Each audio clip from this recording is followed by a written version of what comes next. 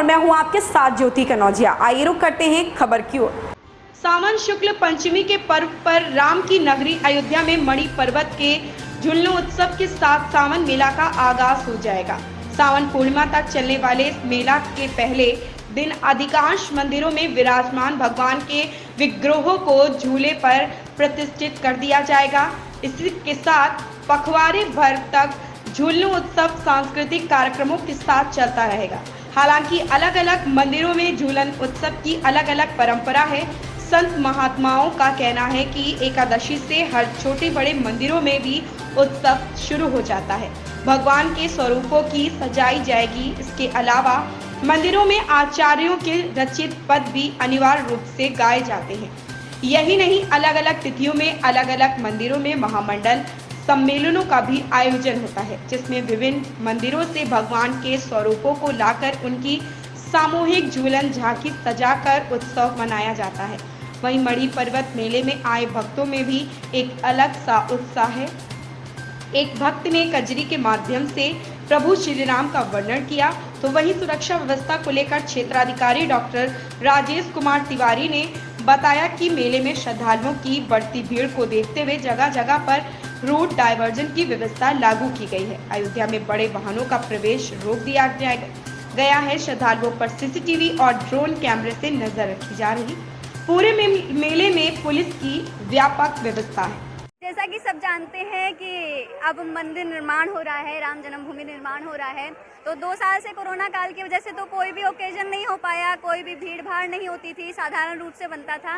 लेकिन इस बार बहुत भीड़ है, काफ़ी श्रद्धालु आए हैं, जगह जगह से आए हैं, दूर दूर से आए हैं, जो यहाँ दर्शन कर रहे हैं और इस दिन पे इस उत्सव को मना रहे हैं, खुश हो रहे हैं, प्रफुल्लित हो रहे हैं।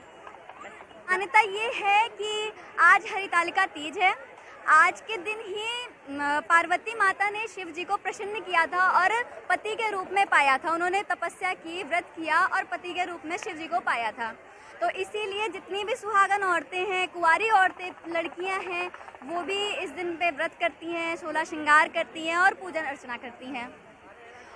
और आज के दिन से ही, हरितालिका तीज के दिन से ही मणि पर्वत पे झूला पड़ता है। जितने अयोध्या के जितने मंदिर मठ हैं, वहाँ से भगवान यहाँ आते हैं, दर्शन होता है, यहाँ झुलाए जाते हैं। और उसके बाद से आज के दिन से ही 10 दिन 15 दिन तक, रक्षाबंधन तक अपने झूला पड़ता है। सारे मंदिरों में भगवान को झूला झुलाया जाता है। लोग गायिका भी हैं। ये स्वरूप सरकार सदगुरु सदन गोलाघाट से आए हुए हैं। ये परंपरा जो है हजारों वर्षों से चली आ रही है। ऐसी मान्यता है कि भगवान श्री राम माता सीता के साथ यहीं मणि पर्वत पर झूला झूले थे। तब से संतों ने झूलाना प्रारंभ किया। भगवान राम का त्रेता युग बीत गया, द्वापर आया, फिर कलयुग आया। तो कलयुग में उसी मान्यता को लेकर के सभी संत लोग यहाँ पर मणि पर्वत पर भगवान राम को झूला झूलाते हैं। और आज के बाद अब हर मंदिरों में झूला पड़ जाएगा। वो 15 दिन तक पूर्णमासी तक चलेगा, जो कि अनवरत प्रतिदिन सायंकाल को शाम 8 बजे से लेकर के 11-12 बजे रात्रि तक हर मंदिरों में झूला चलेगा। और जहाँ से हम स्वरूप लेकर के आए हैं गोलाघाट सतगुरु सदन से, वहाँ की परंपरा है कि वहाँ पर 1 महीना 5 दिन तक झूला चलता है। वहाँ पर गुरु पूर्णिमा को ही झूला पड़ जाता है और सावन बीत जाने के बाद भादों के तीज को झूला उतरता है। और अंतिम झूला बिहुती भवन में भादो पंचमी की रात्रि में अंतिम झूला होता है, जिसमें पूरे अयोध्या के जितने स्वरूप हैं सब पधारते हैं। वहाँ पर राम विवाह भी होता है एवं कलेवा भी कराया जाता है ठाकुर जी को। उसके बाद झूला भी झुलाया जाता है। ये परंपराएं जो सदैव से चली आ रही है, उसी को हम लोग निभा रहे हैं। विभिन्न मंदिरों से भी यहाँ पे सभी मंदिरों से हाँ, और इसके साथ साथ ये तो स्वरूप सरकार आए हैं जो यहाँ पर बैठे हुए हैं।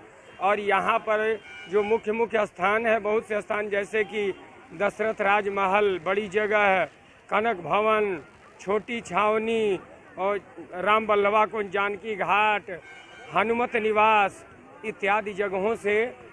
देखिए, मणि पर्वत का प्राचीन मेला आज यहाँ पे शुरू हो रहा है, जिसके लिए सभी प्रमुख मंदिरों से प्रमुख विग्रह यहाँ आते हैं और यहाँ पे झूला झूलाया जाता है भगवान जी लोगों को।